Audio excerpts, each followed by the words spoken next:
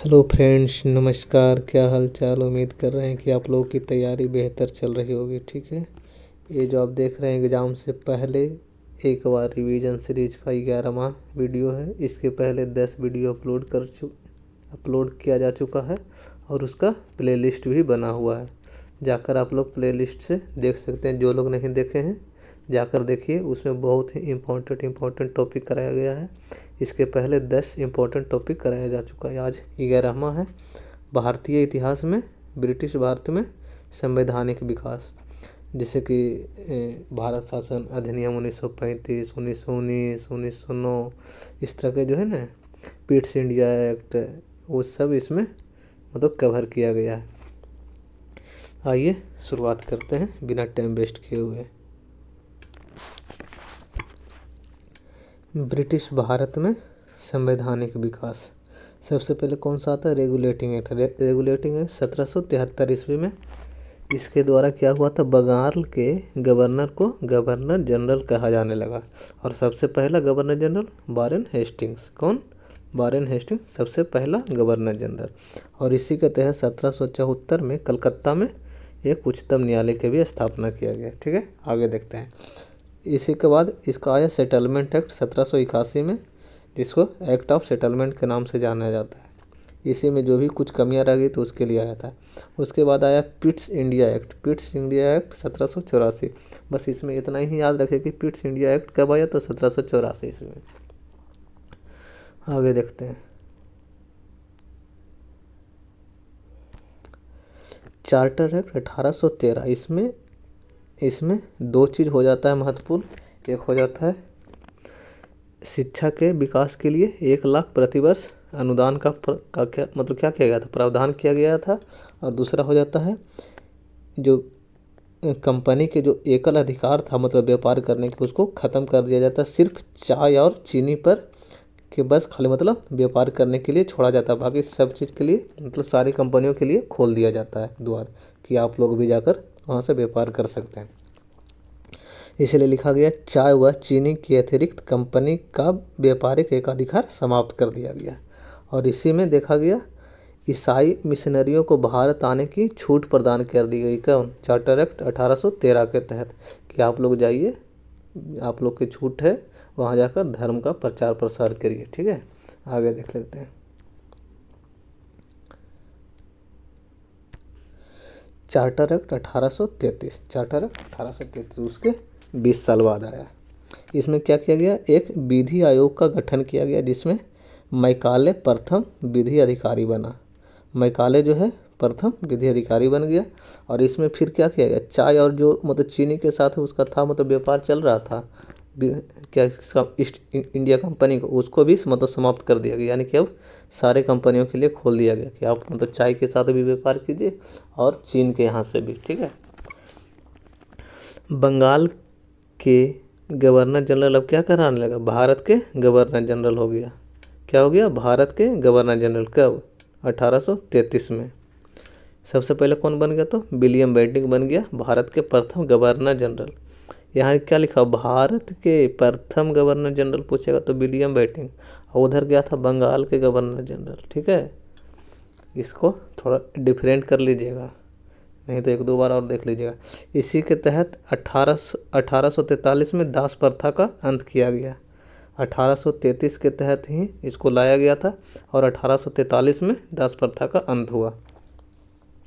आगे देखते हैं।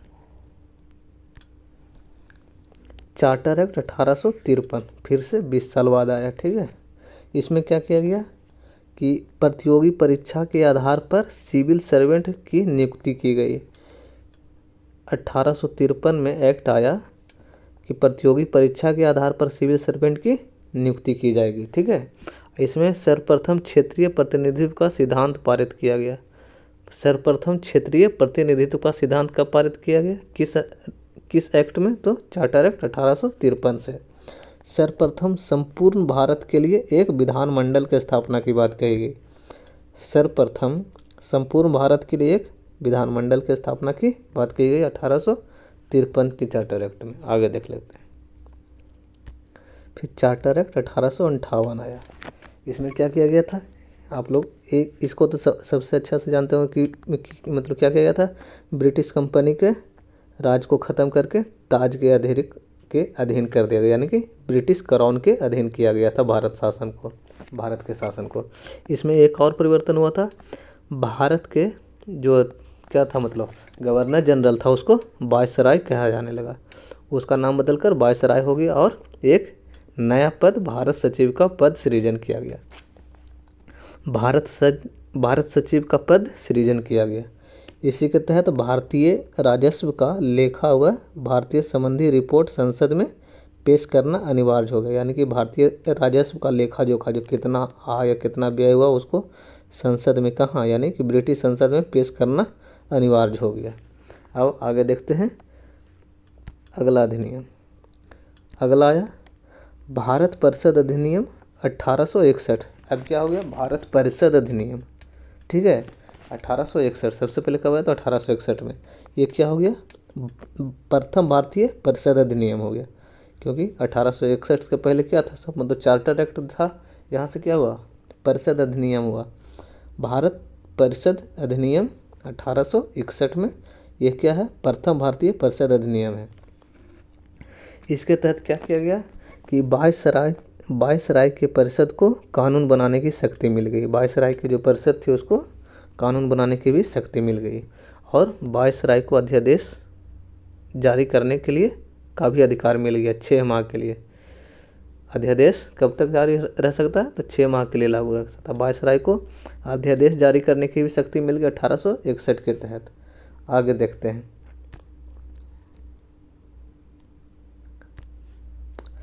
भारत परिषद अधिनियम 1892, यानी कि उसके 31 साल बाद 1892। इसमें क्या हुआ तो सर्वप्रथम निर्वाचन पद्धति का उल्लेख किया गया, पद्धति का, ठीक है निर्वाचन पद्धति का उल्लेख किया गया, वो भी क्या मतलब कैसे, अप्रत्यक्ष रूप से अप्रत्यक्ष निर्वाचन इसमें किया गया, ठीक है। और भारतीय परिषद के सदस्यों को वार्षिक बजट में बहस करने का व सरकार से प्रश्न पूछने का अधिकार मिल गया, लेकिन ये नहीं कि मतलब अनुपूरक प्रश्न पूछ देखिए, यानी कि मतलब खड़ा होकर कोई और प्रश्न पूछ दे, यानी कि आपको प्रश्न पूछने के लिए पहले ही लिखित रूप से देना होता था और उसका जवाब भी लिखित मिलता था, ठीक है, ना कि मतलब अनुपूरक प्रश्न की अथी मिली थी आज़ादी। इसमें सिर्फ मतलब प्रश्न पूछने का अधिकारी मतलब आज़ादी मिला था, लेकिन अनुपूरक का नहीं, ठीक है। आगे देख लेते हैं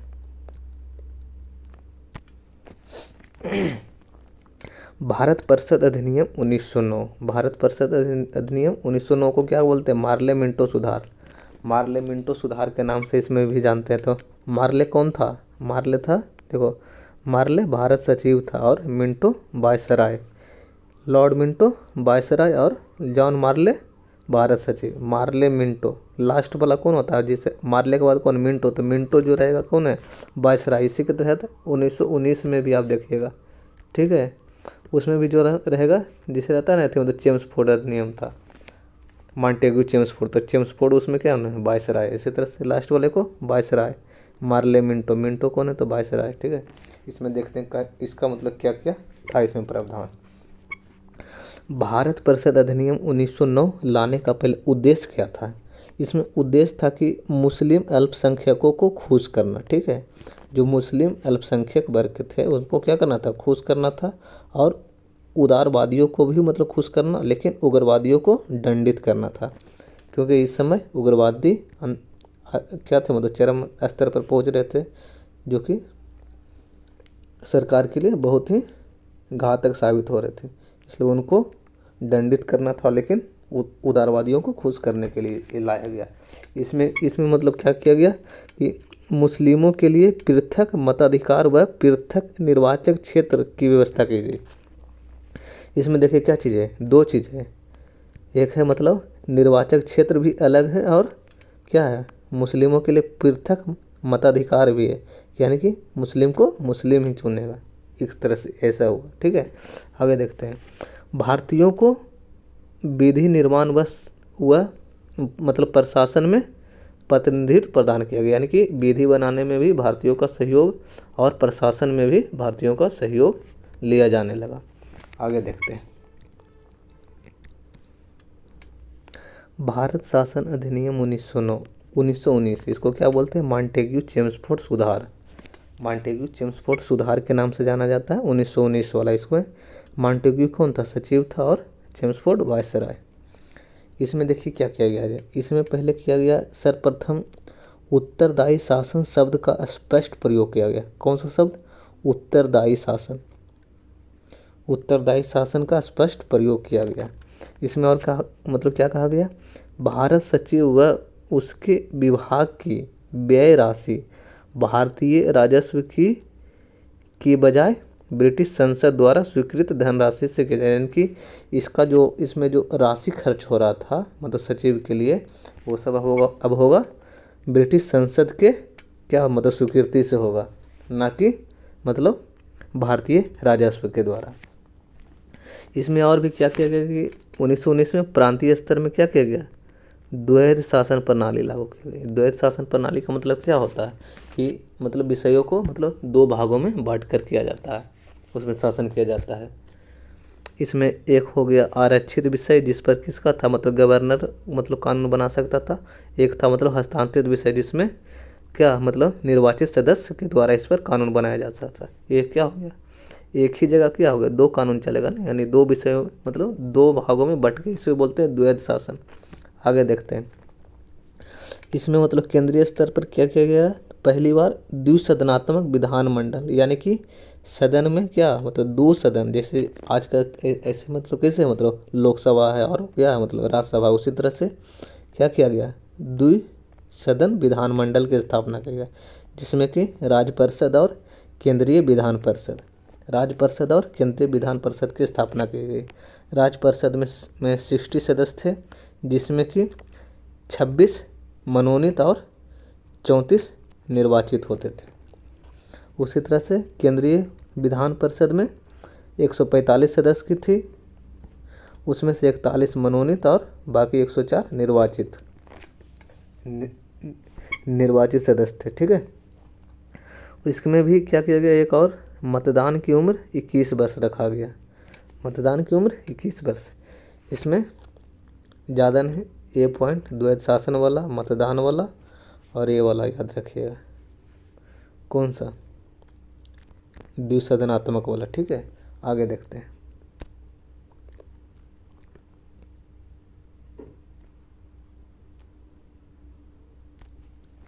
उन्नीस सौ 19 के बाद क्या आता है, भारत शासन अधिनियम 1935। भारत शासन अधिनियम 1935 के द्वारा क्या गया, प्रांतों में द्वैध शासन को समाप्त कर दिया गया और केंद्र में लागू कर दिया गया। प्रांतों में कब लागू हुआ था, 1919 में, लेकिन 1935 में समाप्त कर दिया गया और उसको केंद्र में लागू किया गया। ठीक है, और इसमें देखिए क्या किया गया, 6 प्रांतों में द्विसदनीय विधायिका का भी स्थापना किया गया। द्विसदनीय विधायिका कहाँ, प्रांतों में, तो कितने प्रांतों में, तो 6 प्रांतों में। वो मतलब 6 प्रांत कौन कौन थे, बम्बई हो गया, बंगाल हो गया, बिहार हो गया, मद्रास हो गया, फिर संयुक्त प्रांत यानी कि यूपी, और मध्य प्रदेश, मध्य प्रांत यानी कि एमपी। ठीक है, मुंबई हो गया, बम्बई, बंगाल, बिहार, मद्रास, संयुक्त प्रांत और मध्य प्रांत हो गया। अब इसमें क्या किया, क्या मतलब क्या किया गया था, महिलाओं को भी पुरुष के समान मताधिकार प्रदान किया गया था। ठीक है, और एक चीज़ और देख लेते हैं। इसमें अखिल भारतीय संघ की स्थापना करने का प्रयास किया गया। अखिल भारतीय संघ की स्थापना करने के प्रयास किया गया।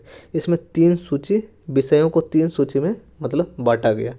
प्रथम किया गया कि मतलब केंद्रीय सूची, जिसको आजकल हम लोग बोलते हैं संघ सूची, फिर राज्य सूची, संवर्ती सूची। उसमें से 59 विषय था संघ सूची यानी कि मतलब केंद्रीय सूची में।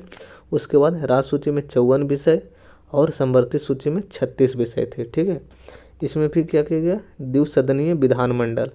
द्विसदनीय विधानमंडल में विधानसभा और राज्य परिषद में 375 सदस्य थे और 260 सदस्य राज्य परिषद में। विधान परिषद के सदस्य 5 वर्ष के लिए चुने जाते थे और ये अस्थाई हो गया था। राज्य परिषद जो था क्या अस्थाई था, इसके सदस्य भले ही 5 वर्ष के लिए हो। और इसी के साथ 1935 के तहत भारतीय रिजर्व बैंक की स्थापना की गई। संघीय न्यायालय की स्थापना की गई। उड़ीसा व सिंध का अलग प्रांत के रूप में गठन किया गया। बर्मा व अदन को भारत से अलग घोषित कर दिया गया। बर्मा भी अलग हो गया, अलग, और उसके बाद अदन भी अलग हुआ। इसी के साथ इसके बारे में पंडित जवाहरलाल नेहरू का एक वाक्य प्रसिद्ध है कि यह जो है 1935 भारत शासन अधिनियम 1935 जो है एक कार है जिसमें क्या है, मतलब ब्रेक तो है पर इंजन नहीं है। इसमें 1935 में सिर्फ ब्रेक है लेकिन इंजन नहीं है। ये मतलब किनके द्वारा कहा गया, जवाहरलाल नेहरू के द्वारा। ठीक है, ये तो रहा ब्रिटिश भारत में संवैधानिक विकास। ठीक है, इसी तरह से नेक्स्ट टॉपिक भी लाएंगे नेक्स्ट दिन। आप लोग इसे 1 से 2 बार देख लीजिए और वीडियो को लाइक कीजिए, शेयर कीजिए अपने दोस्तों के साथ, और जो लोग नए हैं तो चैनल को सब्सक्राइब कर लीजिए। ठीक है, धन्यवाद।